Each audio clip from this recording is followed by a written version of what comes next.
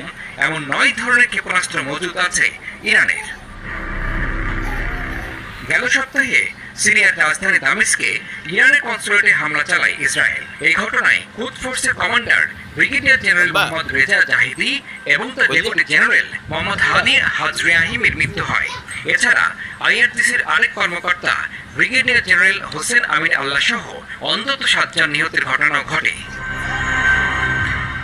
এদিকে ইরানের কাছ থেকে হামলার হুমকি আসার পরই পরিস্থিতি পর্যালোচনা করে প্রতিরক্ষা বাহিনীর সব যোদ্ধা ইউনিটের ছুটি সাময়িকভাবে স্থগিত রাখার সিদ্ধান্ত নিয়েছে ইসরায়েলি বাহিনী। তারা জানায়, ইসরায়েল এখন যুদ্ধ পরিস্থিতিতে আছে এবং প্রয়োজন অনুযায়ী সেনা মোতায়েনের বিষয়টি অব্যাহত মূল্যায়ন কার্যক্রমের অধীনে রয়েছে।